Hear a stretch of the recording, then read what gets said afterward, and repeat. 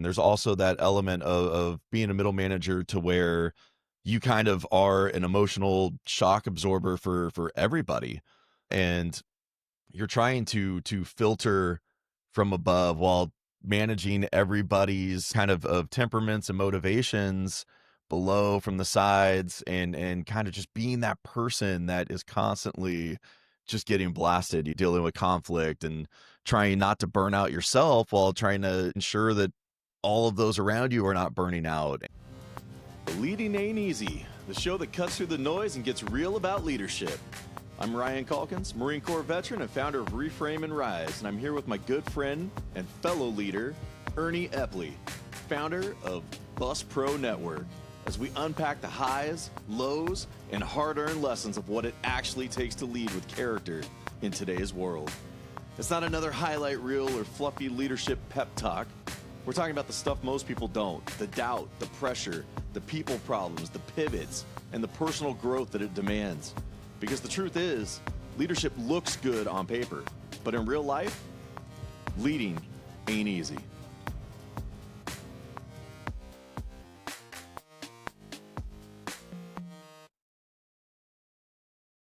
Welcome back to Leading Ain't Easy. Today we're talking about something a lot of people deal with, but I feel like not a ton of people openly talk about, which is kind of dealing with the pressures of the invisible pressures of being a middle manager, and kind of that feeling of being squeezed from the bottom, but having the pressure from the top. Well, really, I guess it's more than just, top and bottom, because you're kind of getting the pressure from the sides too. So it's kind of like a full circle, just being crushed from all angles. It's those expectations from above and the demands from below.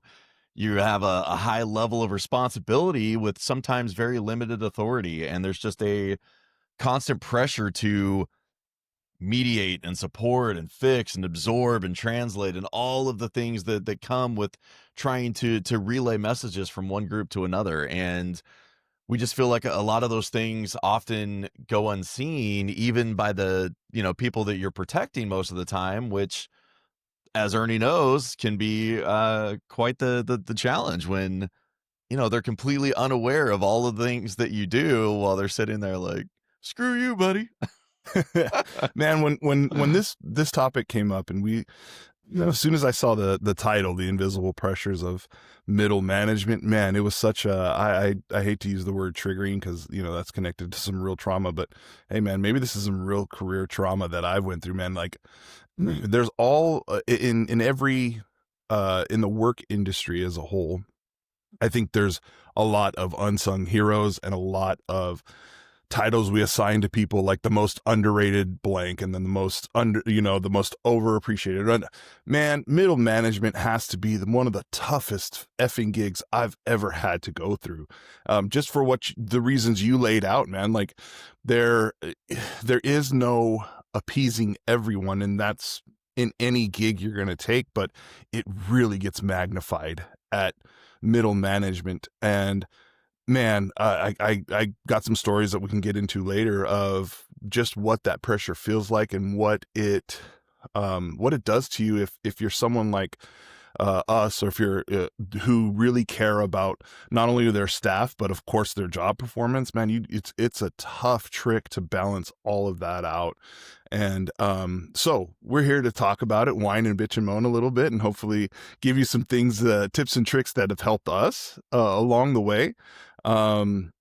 So this isn't where do we go from here, Ryan? How do we kick this thing off?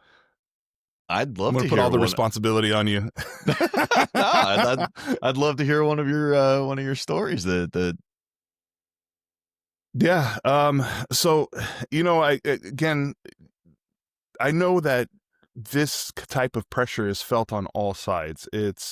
It's something that you don't have to have the title manager to feel this, right? You could be at the worker level, the boots on the ground level, and feel this from your crew, from those around you, right? That we talked about that lateral pressure a little bit.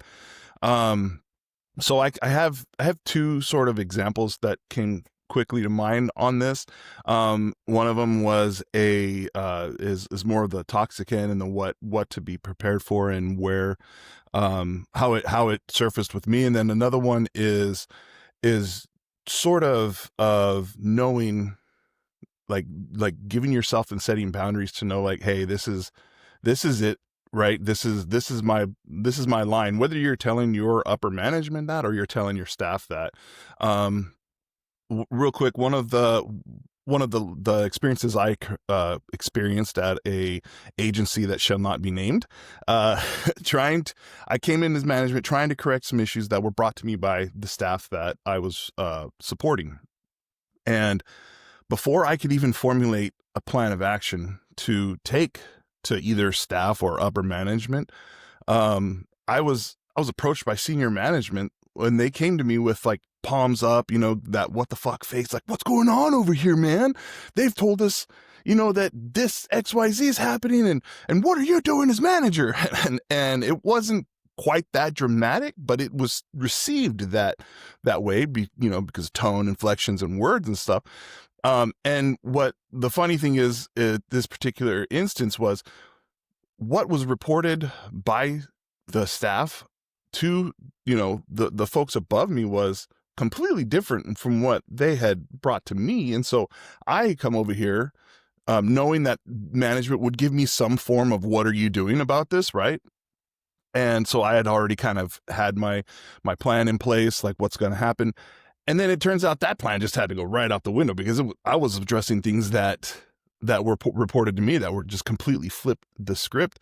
So yeah, like what do you do in that moment? Like, what is something that I mean, you have to be quick on your feet. You have to, like, hey, look, this is what I have, right? This is what I was approached with, and this is what I'm trying to do here.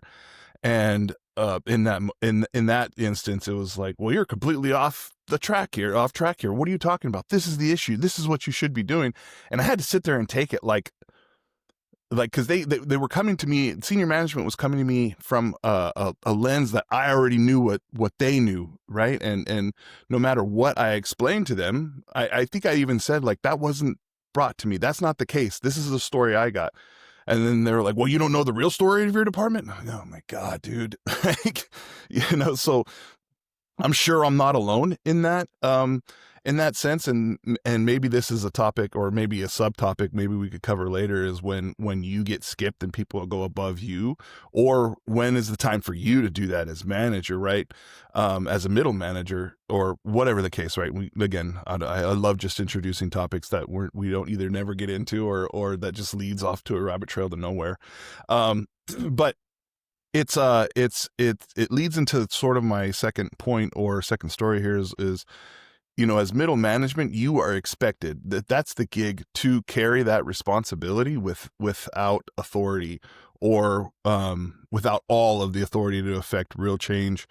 I said and still say to this day, like, middle management is, you're stuck with just enough authority to get you in trouble and not feel like you have the tools or the power. I hate power, but the you don't have any way to affect real change. And getting into some of the solutions that I can get into later that have helped me. Certainly, I don't know that it fixes any problems, but it certainly helped me go home with a little less stress and anxiety at the end of the day. So just anyway, I don't want to get into the solutions. Ryan, do you have anything to add here on the frustrations of middle management? I have so as many far as frustrations. personal life story? Yeah. No, while you were talking, it just reminded me of several instances where, you come forward with a change, to better your department or better the organization, and you pitch it, you get the green light, the thumbs up. They're like, yeah, go with it. It's like, okay, well, I'm gonna need this, this, this, and this. And they're like, okay, well, you can't use any staff. You have to do it on, your own time. It's outside of your job duties, so you still have your regular responsibilities. You don't have the financial backing, and we're not going to, announce it to everybody and support you. And it's just one of those things. It's like, okay, so I have the green light. You expect me to now make this happen, so it's going to fall on me if it doesn't. and I don't have the support that I need to effectively accomplish it. So it's I don't So know. let me interrupt you just real quick. Sorry, Yeah. you said something, and maybe this is an unfair question, or maybe I'm jumping the gun as I like to do. But in that moment, to me, as a third party looking in on the example you just gave, that's does it make you? Because it would make me feel this way. Does it make you feel like they were just placating you and just being like, "Oh yeah, great idea, we love it," and then when it came time to put the proverbial mouth money where your mouth is, they just all right, kind of strung you out to dry? That's exactly what it feels like. It's like, "Oh, okay, he wants to go do this thing. It'll keep him engaged and, a proactive employee, he'll go above and beyond and do this extra stuff, but we don't really care about it." And I mean, there's been situations where like we really don't have financial resources to aid efforts, but staff that are willing to, go above and beyond and join you will. It's just kind of also on top of their regular responsibility. So you have to have people that Yeah. actually believe and are dedicated to it. But even then, without oh, I was just gonna say, even then, without the Mhm. actual support from the top, you can have two or three other people willing to help you, and it still gets kind of, stymied as It's as you messy. as you try to Yeah. move forward. Yeah, playing sort of devil's advocate because now that I'm in a position of senior-ish management, um, uh, this happens to me to this day where I'll be approached with initiatives and plans and things to that are good ideas. They're objectively good ideas. However, I can't say yes to everything, right? So so I have done that sort of okay, well, figure it out, but in a way of trying to balance everything that's already on my plate and providing support, and then also as a way to sort of man, what word can I use here? Sort of extrapolate, like, how dedicated is this employee to that initiative, right? Are they just bringing this up because they think it's a better idea and they don't want to do it, or can I give this assignment to them in a way that says, hey, this is a great idea. I will support you, but I cannot support you with everything. I can't do it all. So workshop it, put it in place.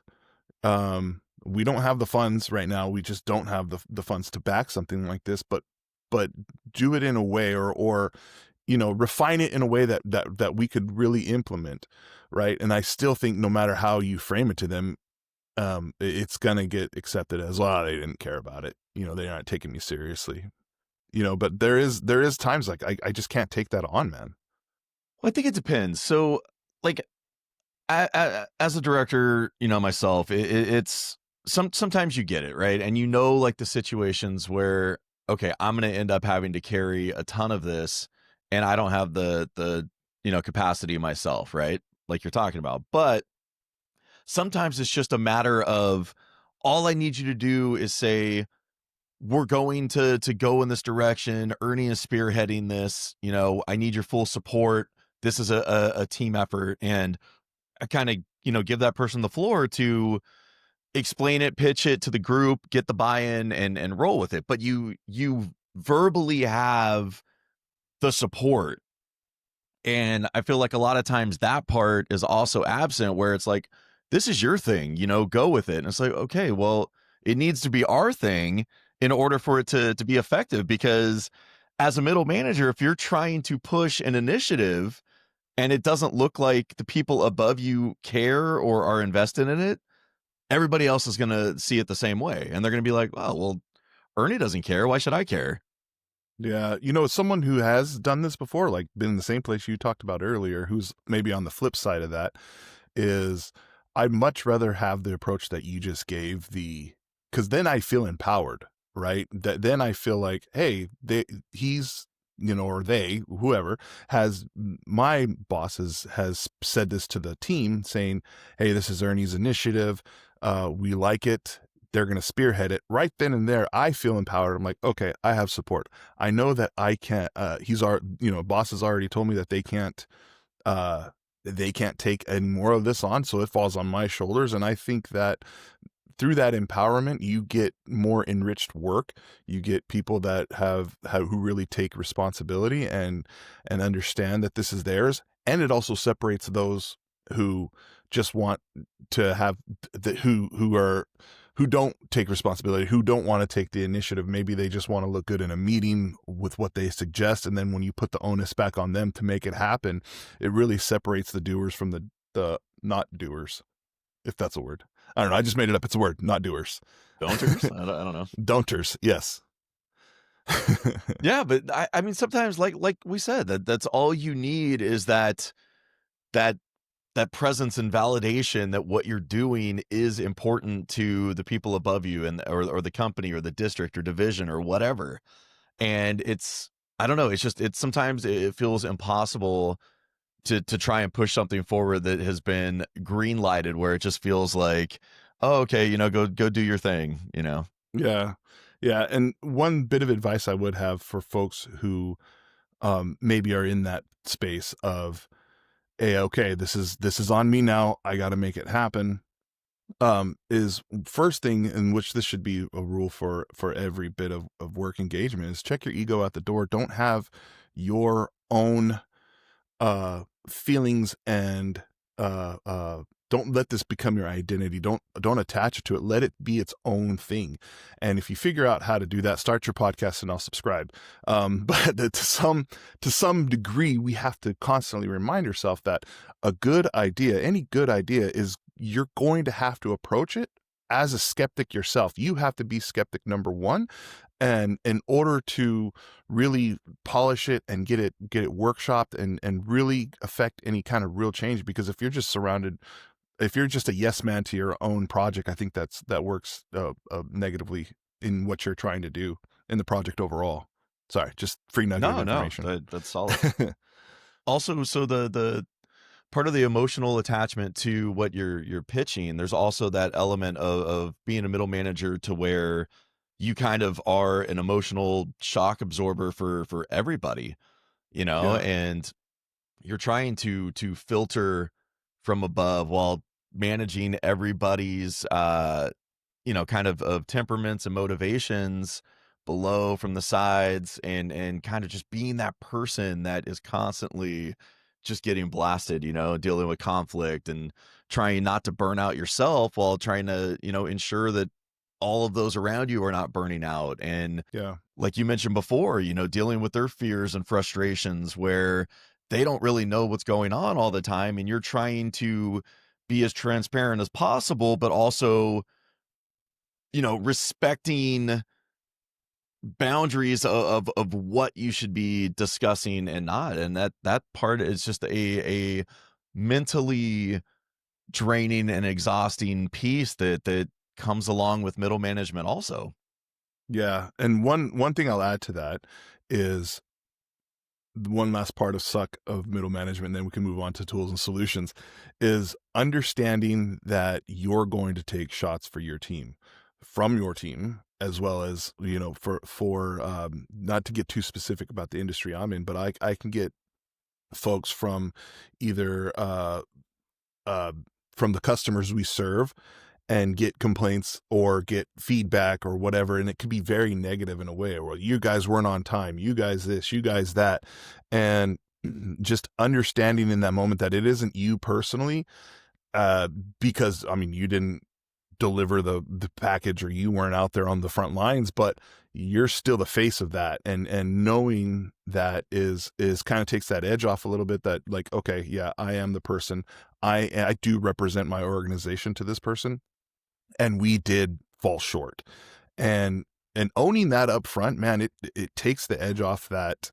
Well, most times, sometimes some people are just unreasonable, but it really takes that edge off and really lets you, like, hey, look, I know this, I'm going to follow up. And you don't have, I mean, you can't give details, but just letting them know, like that, hey, I understand what you're going through. I understand the frustration. I understand we may not have performed up to your expectation. We're going to get better. People like to hear accountability from management, and letting them know, like, look, I wasn't there. I don't know the entire situation, but I will do my due diligence.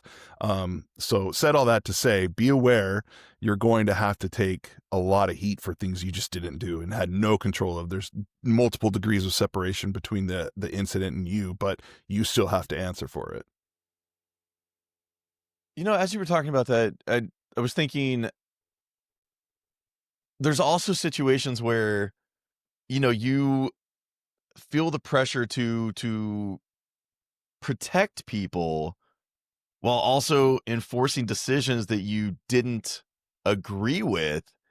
Mm. And the struggle of it's like, okay, I am struggling here because I don't believe in what we're doing and what, has come down from above, and trying to balance that with, like, I don't believe this should be implemented or anything else. And you have that internal struggle while also trying to cushion that blow and manage your own, I guess, enacting of it, and trying to really, like I mentioned, protect others, but do it in a way to where you're still carrying out your mission, but you're also cognizant that it is a shit mission, like. Yeah. Yeah. What to add to that is what I've done with in this arena, and it kind of leads into one of the tools that I want to provide that have worked for me is you know me very well, Ryan. You're one of my best friends in the world. You know how vocal I am and how reactionary I am as a person. I do not stay quiet. So there, but keeping that in mind, like there's a way to channel that energy in a way that can be positive and that can also let your staff know that that hey, okay, I'll just tell you what I say. So something comes down from senior management, ownership, whoever, and it's up to me to implement it. So in that meeting or in that introductory of our mission, I will oftentimes say, look, we may or may not disagree with the direction that this place is going or that this initiative.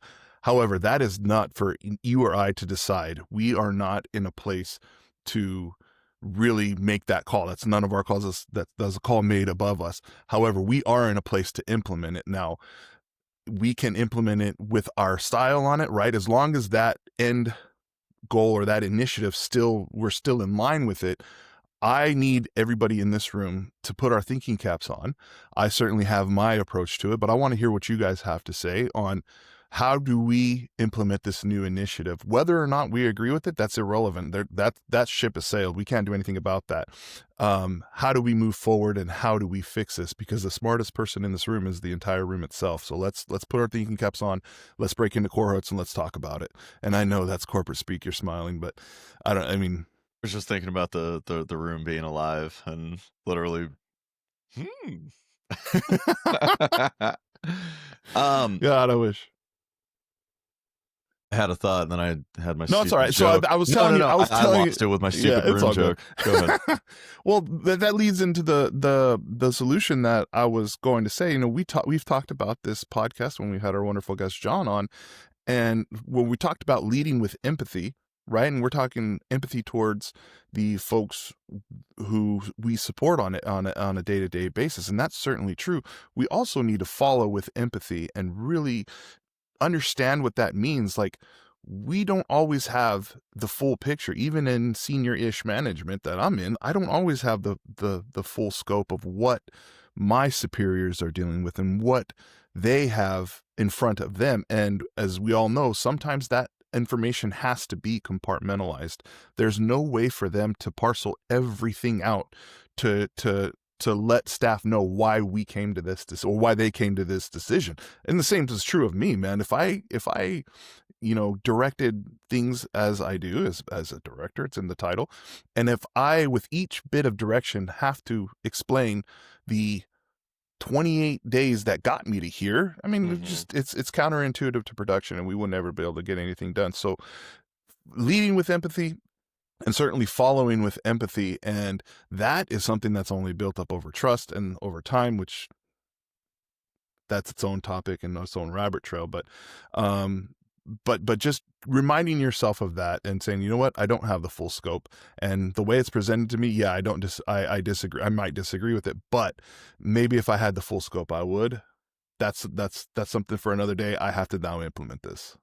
Disagreeing. That's what my thought was before my dumb Yes, joke derailed me. it was a great joke. So in not agreeing, there is a point where, like, you cross a certain threshold and you're like, okay, well, I'm not willing to bend on this. And I don't know what that is for you, but for me, in my younger career, my early career, I anything that was perceived as a dumb idea, I would challenge, and over time, challenging everything and pushing back became more restrictive for my own advancement. And then I just became not necessarily the difficult one, but I was also the one that didn't fear questioning things. And over time, I learned to pick and choose my battles. But when it comes to things that are, directly go against my values and things that are very important to me, like the treatment of others and things like that, I will put my foot down and refuse to, initiate that directive. Like I had Yeah, an instance where an owner of a company was managing an employee, and she reported directly to her before the promotion to ownership, and just was horrible to this person, became an owner, transferred the employee to me, and then essentially wanted me to usher her out of the company. I'm like, I'm not doing that. Like, I've seen how everything transpired. Like, I know why she's behind and why she's not where she should be right now. And I want to, be like, what's because of your leadership and your management. And um I didn't I was tactful in how I responded, and basically took what she wanted me to do, but altered how I implemented it. And the conversations that I had with the employee were on building her up and getting her up to speed, and not just initiating a timeline to you know push her out the door. And I've been able to take things like that, put my own approach and spin on it to make it more salvageable. I mean, I guess there have been instances where I will fight tooth and nail to not do certainly. something that is like, Yeah. No, I've said it before. There are certain things, and without getting into specifics, I've said this to my leadership, and said it in my current role. This is the hill I will die on, and here's why. Right? It's not uh and doing it in a way that separates me from the situation, and just providing objective data as to why I mhm, feel this way. That is something that I feel, or I've seen move the needle more than anything, is, hey, we got to be data driven, and this is why I feel this way, and this is why I'm at this place. Now, it how do we negotiate that, right? How do we get there? How do we get to what you want, and what, not what I want, but what I feel is essential to this situation, like, right? So yeah, I've definitely been there, and understand where you're coming from, and live to tell the story, believe it or not. Still employed somehow. this isn't the ghost of Ernie I've been Nah, communicating with. not yep. I Uh, guess career lived. uh, So Miss Cleo got me.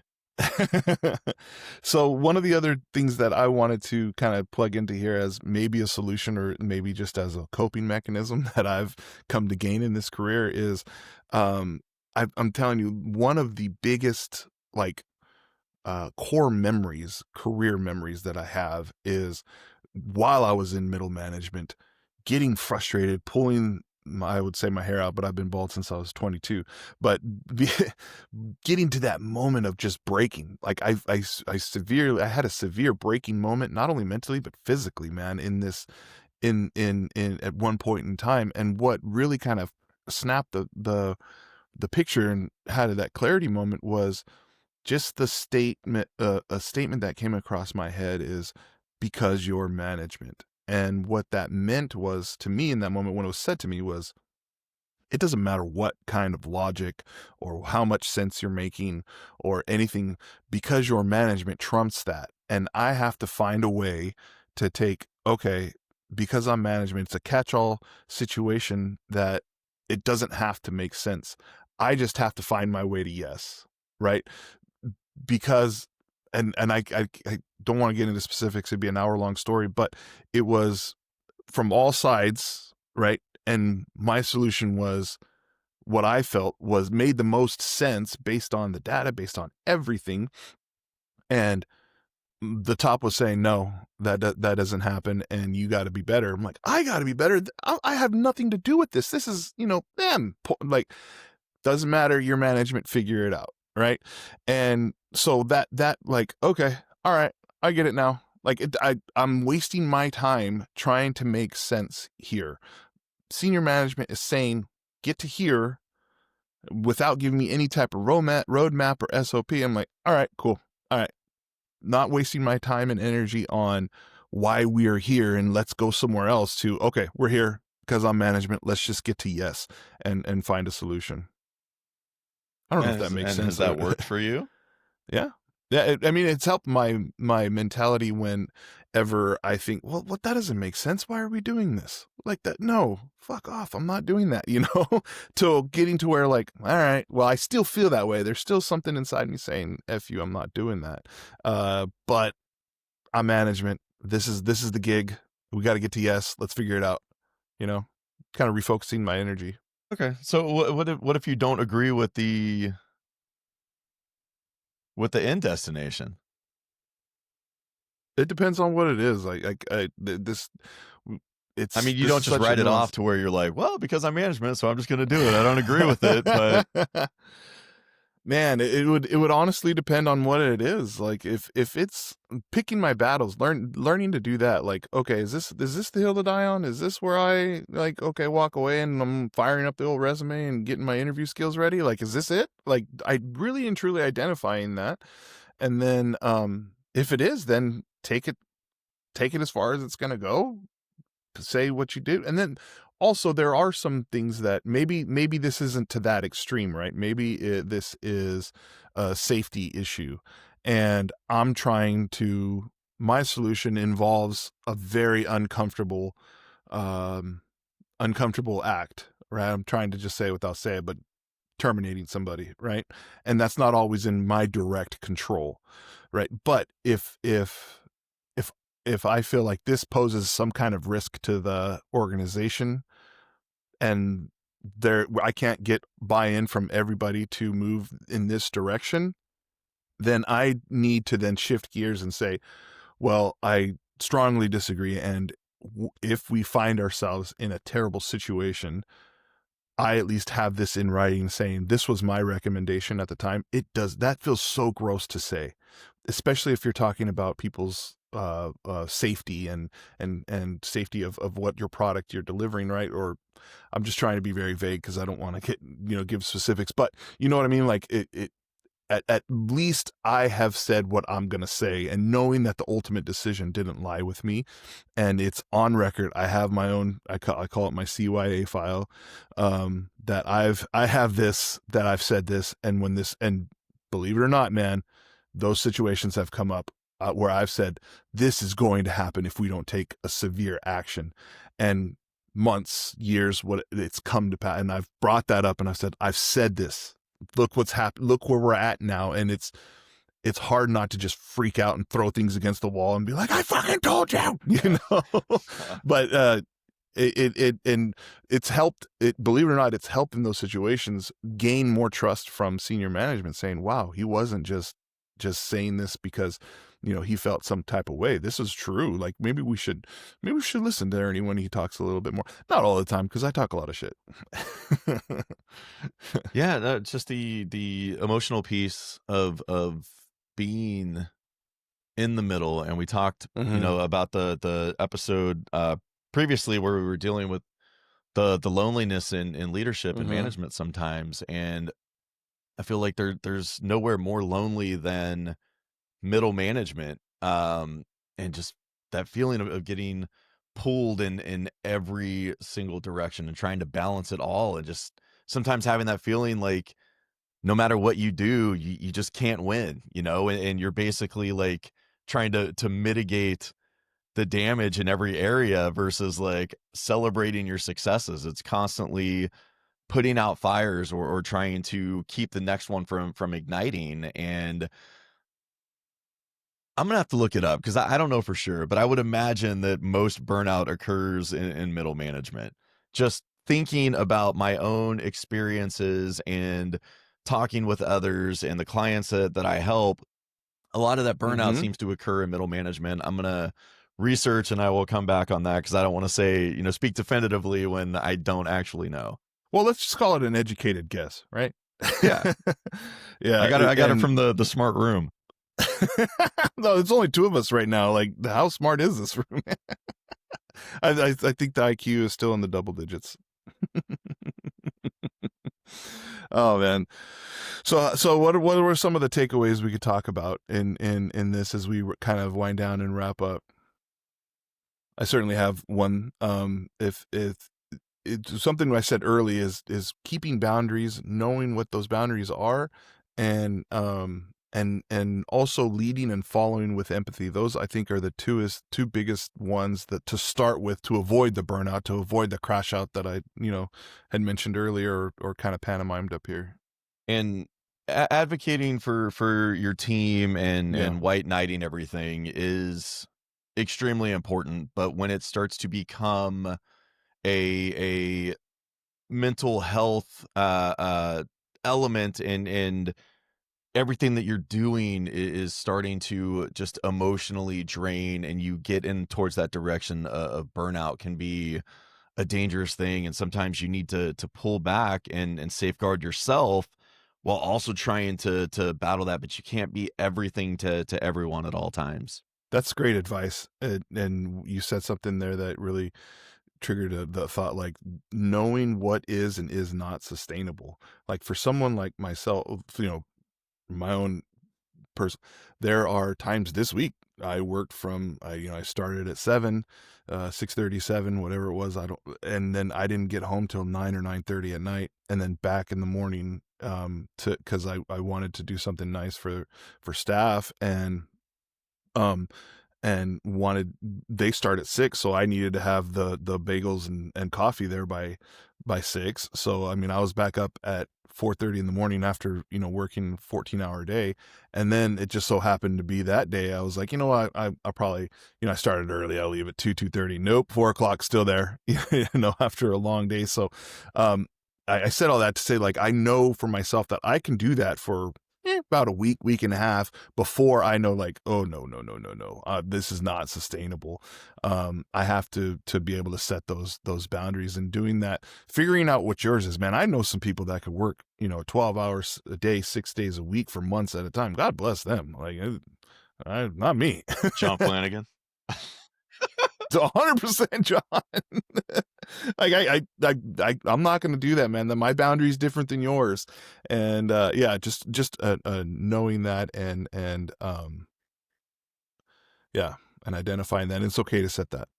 I think another one that we touched on earlier is that you can support decisions that you don't fully agree with without abandoning your integrity. And I think when it comes to up to the point to where it's a non-negotiable on your values and integrity, you can find a way to work around it and implement it. But you still have to do it in a way that is you, you know? Right.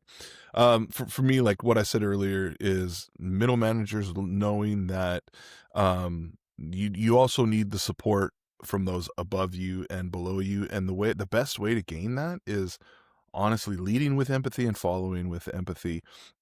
I found that with leadership that I've been fortunate, in some cases misfortunate, to follow, when these things happen, is when I do follow with empathy, it shows, and there is much more of an inclination for that person to then become a mentor. It's happening in my current role right now, where I'm getting valuable information and valuable leadership experience by watching those above me and how they are leading, and how what they are doing to address these situations. And I mean, just earlier this week, there was a moment where senior management, where I'm at, senior leadership, excuse me, gave me a nugget of of information and gave me something that they did not have to do. It was not within their scope. And when they provided for that for me in that moment, man, I got emotional. Like I shed a tear, and no one wants to see a big fat ugly guy cry, but I like there was a tear there, man, because I'm like, oh my God, finally I feel like that the support around me, and it was just like a 2-line email, but man, it hit so hard because they didn't have to do that. And that gave me the tools to navigate this situation. And it gave me something that I'm like, tucking that in the tool belt. I'm going to use that for later because that was a perfect way to handle that. So recognizing that you can't do everything on your own, and you need that support from up top, and you need it from those around you, obviously. But finding ways to gain it and finding ways to work in that space is critical for middle management. So you mentioned mentors, which I think is great because it's somebody there to give you advice, to help, with technical, with your presence, with everything else, and being there to support you. But I think as a middle manager, also having somebody that serves as a sponsor for you, that is Mhm. actively advocating, like, oh, I saw Ernie do this, and promoting who you are and what you do and your accomplishments is another piece. So having mentors and sponsors both, I think, are huge to help advance your career. Yeah, and as long as you're going into it, I will add a caveat, not going into it with just the right intentions and keeping your heart and your person pure, and not with like, oh, if I get in good with this person, I'm going to be superintendent someday, or I'm going to be the owner of this company someday, whatever, right? Not that's not a really pure motive, right? The best way is to keep that motive pure, and I promise you, man, good things will happen to you. I'm a testament of it. Like I could give example after example of how I've been fortunate at different times in my career because I put the work first. I put the product first, whether that was a student, whether that was what am I trying to say? A trainee that I was training to become a bus driver, right? Whatever it was, I put that work first, and putting in that effort behind that got the recognition that then led to the good things happening for me. And I didn't have to go in thinking like, oh, I'm going to be a director someday because I'm, getting in good and rubbing elbows with these people. That wasn't it, man. It was always about the work, and it has to be. Yeah, no, I agree. I just in closing, I want to say that hopefully you were able to take some of the stuff that we shared away, and you're able to implement it. And if you've ever kind of felt stuck between what your team needs and the what leadership expects, that heavy feeling is the invisible weight that you're carrying. And we just want you to know you're not alone in that. If nobody's told you before, that pressure that you're carrying is real, and it's Yeah. something that you will constantly battle as you continue to work up the ranks. So Uh, yeah. until I'm next just week. agreeing with you, buddy. Yeah, no, Oh, thank you. your Until amen next corner. week, leading ain't easy. But you don't have to do it alone. Thanks for tuning in to Leading Ain't Easy. If something in today's episode resonated, please do us a favor and share it with someone else who leads or aspires to lead. Because honestly, none of us have this figured out, but we can all get better together. If you're a leader or professional feeling quietly stuck in your career, visit reframerise.com. It's a career and leadership coaching firm where I work with veterans and other high achievers to realign their work and lead with purpose. Again, that's reframerise.com. And if you're looking for leadership tools, training, or support for your transportation department, check out Bus Pro Network, where Ernie helps school transportation leaders across California build safer, stronger teams.